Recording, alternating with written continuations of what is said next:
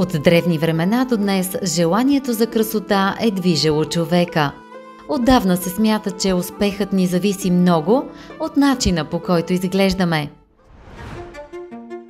Лицето е първото нещо, което хората забелязват у нас, а кожата издава възрастта, здравето, как се грижим за себе си и доколко сме щастливи и удовлетворени от живота. Днес вече имаме усъвършенствани технологии за подмладяване на кожата, неоперативно подобряване на формите на лицето и премахване на белези и пигментации.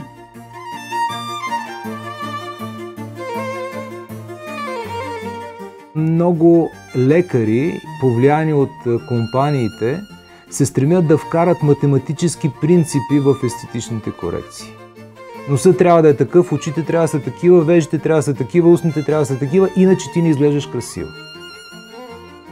За мен това не е вярно.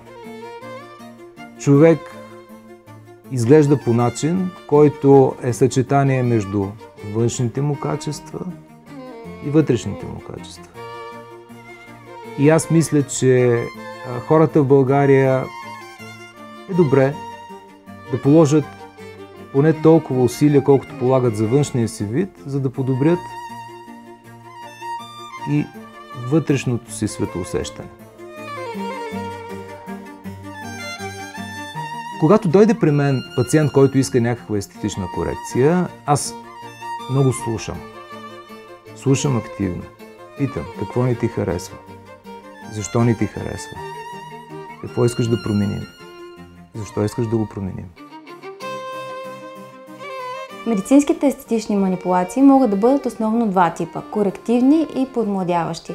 Корективна медицинска манипулация е когато пациентът не харесва определени свои черти и би желал те да бъдат променени така, че да отговаря на неговото субективно усещане за красиво. Подмладяващите медицински манипулации целят по-скоро да възстановяват, а не да коригират.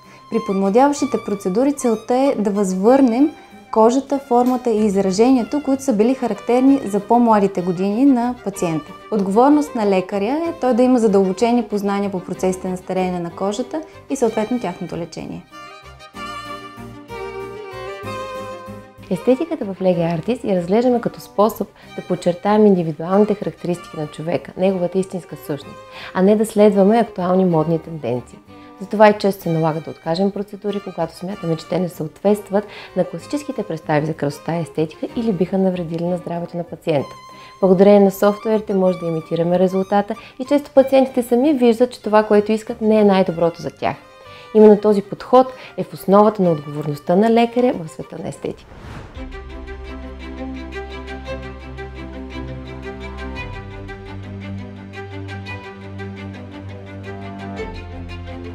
Избрах Lege Artis, защото тук срещнах много добри професионалисти. Всички са супер усмихнати, любезни. Според мен те подхождат индивидуално към всеки човек, правят доста добър анализ на кожата, състоянието и предлагат винаги най-добрата процедура.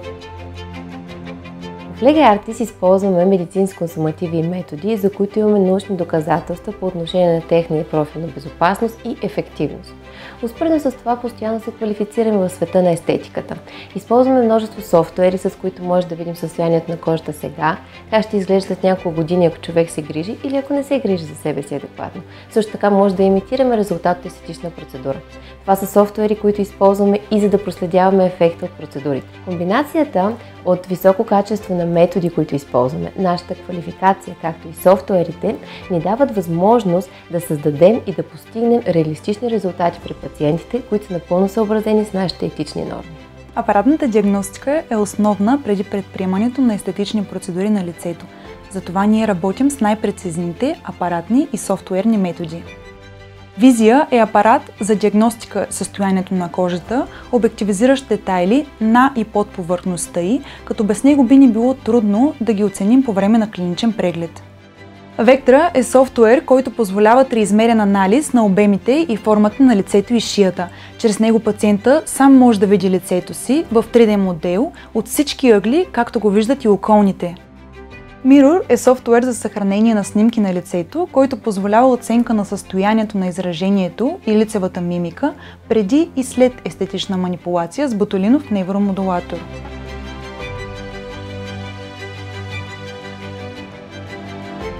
Успешната за всеки пациент степен на корекция варира значително и тя е отражение на сложни процеси в подсъзнанието, предизвикани основно от социалната среда и от желанието на всеки човек да бъде харесван и приет от приятелите си или да прилича на идолите си. Всяка процедура обаче следва да бъде добре осъзната и обмислена.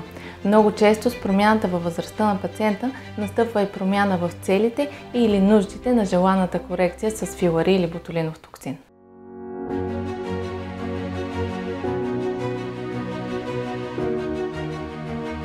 Увисването на лицето и шията се получава, когато тежестта на анатомичните структури кожа, масна тъкан и мускули надхвърли способността на колаген, еластин, тенсегрити системата да ги поддържа.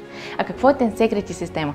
Представете си един мост с основа и въжета. Първата придава здравина, вторите придават гъвкавост.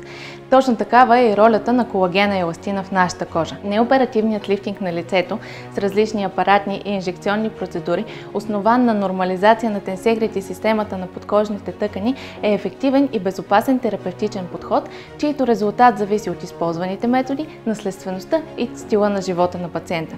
Колкото по-напреднала е възрастта и колкото повече вредности присъстват в живота му, толкова повече процедури биха били необходими, за да се постигне терапевтичния резултат. Подмладяването на кожата и подобряването на нейните качества в Legiart се извършва предимно с лазерни процедури.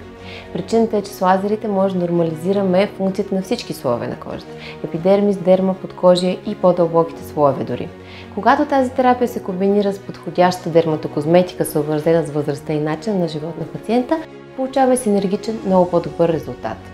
В крайна сметка кожата е подмладена на молекулярно, на клетъчно, на тъкано и дори на генетично ниво. Симптоматично по този начин ние лекуваме промените от епигенетичното стареене на кожата. Това могат да бъдат капиляри, пигментации, промяна в текстурата, порите и едновременно с това правим превенция на повторната им поява. Резултатът е изключително естествен и също така е напълно съобразен с биопсихосоциалния подход, който ние в Legiart изпрактикуваме. EAL-PRO е коктейл от аминокиселини, пептиди и хиалуронова киселина, без външни за организма съставки. Резултатите са видими още след първата процедура, а броят на процедурите зависи от възрастта и състоянието на кожата на пациентите. Над 200 наши пациенти се възползваха от този продукт и вече са с видимо по-млада, стегната и хидратирана кожа. EAL-PRO е подходящ при по-млади пациенти с цел превенция на стареенето и задържане на хидратацията и еластичността за по-дълъг период. След EAL-PRO терапията кожата на пациентите е подмладена, стегната, хидратирана, с изгладени фини линии, здрав и сияен вид. Един от ефектите на терапията с ботулинов невромодулатор е намаляване на мимическите бръчки. Много често това се превръща в крайна цел и води до безизразно и замръзнало лице. Отговорност на лекаря е да има задълбочени познания по лицева анатомия, кинетика на лицевата мускулатура и съответно креативно мислене. Дозата и мястото на инжектиране варират спрямо търсения ефект и мимиката на пациента. Инжектирането на еднакви дози в еднакви точки всъщност е в противовес с добрата лекарска практика и рядко води до добри резултати. Един огромен процент от естетичните процедури в България се правят с консумативи, които са тип куфарна търговия, от хора, които нямат право изобщо да правят такива процедури. Но след като има търсене, явно се появява такъв пазар и за съжаление страничните действия, контрата остава при нас. Защото идват при нас, ние да ги лекуваме. Етичните принципи са основните в работата ни с естетични пациенти, отново лекарските принципи, отново избора само на възможно най-доброто, до което имаме достъп, избора на продукти, които са легални, които са закупени от официален дистрибутор и така нататък. Това са неща, които винаги сме спазвали. Когато рискът е твърде голям, аз просто отказвам процедурата. С фотона 3D или 4D се подмладява кожата и подкожната масна и съединителна тъкан на цяло лице и шия. Повдига се кожата във всичките й слоеве. Фотона Vector Lift подмладява и стяга тъканите над веждата и на кожата на горния клепач. Фотона Smooth Eye е насочена към стягане на областта на горния, долния клепач, както и пач и крак.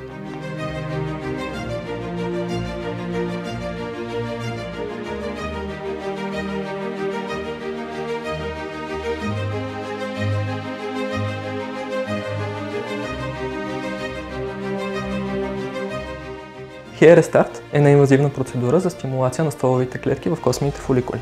Косата расте по-здрава и по-плътна. Тази процедура спира косопада.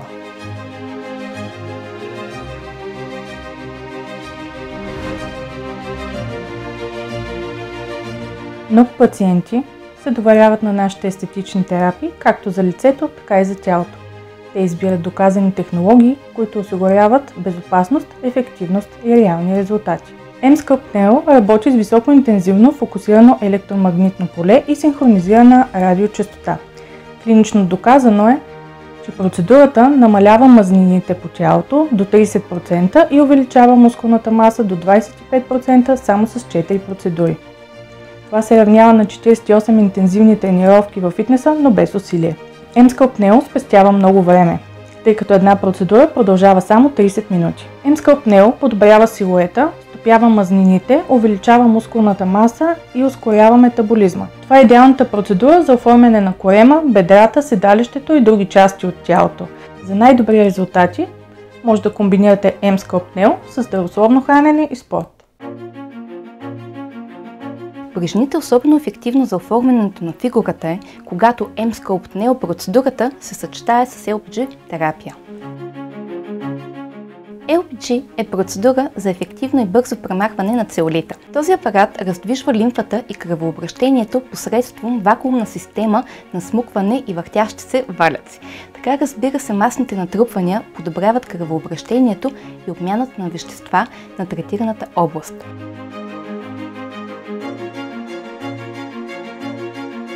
Лазерната липолиза е неинвазивен метод, който помага на хора след отслабване и при жени след раждане. Целта на тази процедура е да комбинираме два метода, с който да обработим локализирана масна тъкан, като първата стъпка е обработка с Nd:YAG лазер. Всъщност с нея целим да загреем масните клетки до висока температура и да постигнем тяхното разрушаване. А с втората стъпка, който използваме Erbium-YAG, целим да стегнем кожата след стапянето на масните клетки. Едновременно въздейства върху локализирана масна тъкан и стягане на кожата.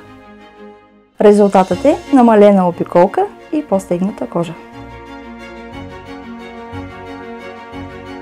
BTL Exilis е радиочестотна терапия за лице и тяло, която комбинира монополярна радиочестота и ултразвук. Терапията стяга кожата, премахва масните натрупвания, повлиява стриите, както и целулита.